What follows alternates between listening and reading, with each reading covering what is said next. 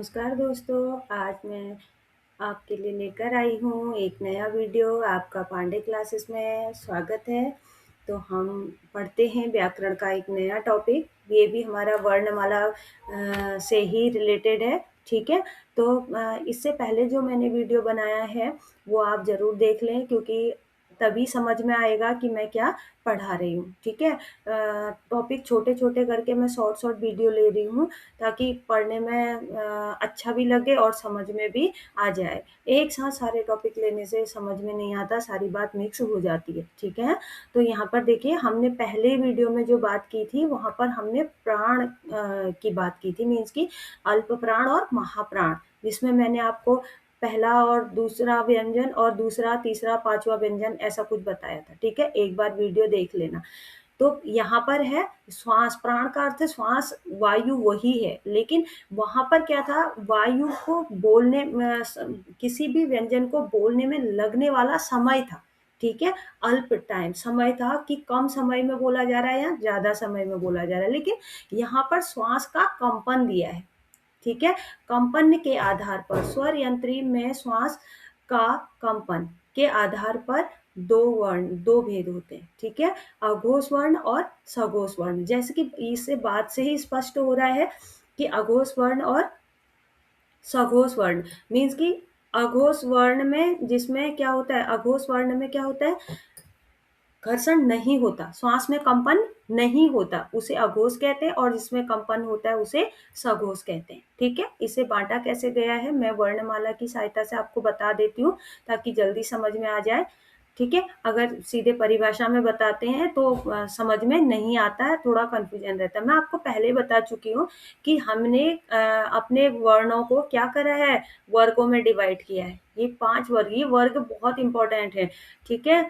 तो मीन्स कि क वर्ग, च वर्ग, ट वर्ग, त वर्ग, प वर्ग। अब अघोष में क्या होता है? अघोष जो है उसमें क्या होता है? अघोष में प्रत्येक वर्ग का ये जो प्रत्येक वर्ग 1, 2, 3, 4, 5 वर्ग आ गए, ठीक है? प्रत्येक वर्ग का प्रत्येक वर्ग का वर्ग का पहला पहला और दूसरा वर्ण, व्यंजन भी कह सकते हैं, वर्ण भी कहते हैं, ठीक है? वर्ण, पहला प्रत्येक वर्ग का पहला और दूसरा वर्ण आता है, ठीक है? आता है और इसके अंतर्गत ठीक है, आप देख लेते हैं कौन-कौन आएगा, जैसे क, ख, पहला, दूसरा, च, छ, ट, ठ, त, थ, प, फ। तो अब बचे हुए हमारे क्या हो गए?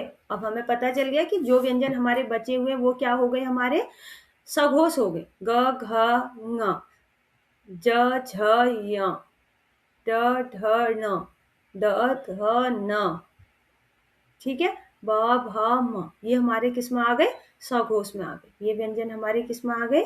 सघोष में। ये सारे व्यंजन हमारे आ गए, ये हमारे आ गए सघोष में, ठीक है? ये व्यंजन हमारे किस में आ गए? सघोष व्यंजन में आ गए। पहला न सॉरी तीसरा, चौथा और पांचवा व्यंजन समझ में आ गया ना? जो हमारे पहले के पहला, दूसरा व्यंजन है वो अघोष है प्रत्येक वर्ग का और जो हमारा क्या है जो हमारा तीसरा, चौथा, पांचवा है वो क्या है? सघोष है। अब देखते हैं यहाँ, ये हमारा जो अघोष व्यंजन में आते हैं, ये आ जाएंगे अघोष व्यंजन में स, स, स, यहाँ लिख लेते हैं स,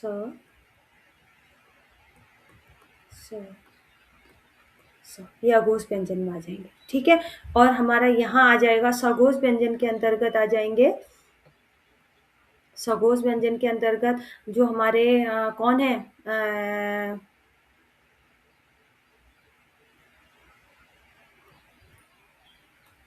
सघोष व्यंजन के अंतर्गत आ जाएंगे हमारे ये य, र, ल, व, ठीक है?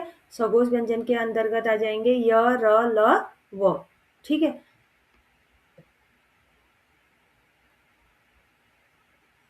य, र, ल और व। अब बचा हमारे पास ह। ह भी हमारा किस में आ जाता है?